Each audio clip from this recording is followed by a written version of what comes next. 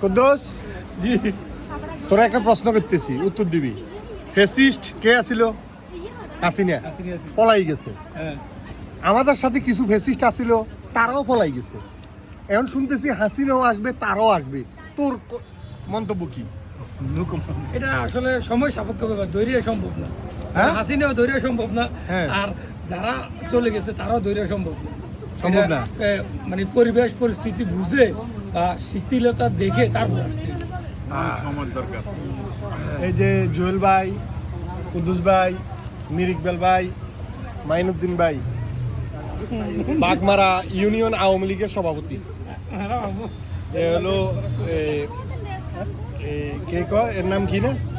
ও আবির। মিজান ভাই, ভাই রাসেল ভাই। তোমাকে ওটা তো আরেক রাসেল।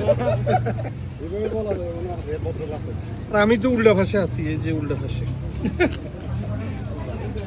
তো আমরা এখন আছি কাবাব স্টেশন, না স্টেশন না, এক্সপ্রেস, কাবাব এক্সপ্রেস, চিওরা, আবিরের শ্বশুর বাড়ি।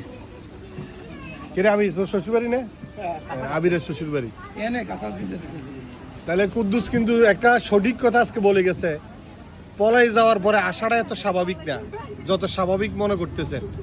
যারা পলাই যায় তারা আসাটা অস্বাভাবিক। আসতে গেলে হিসেব নিকেশ করে আসতে হবে।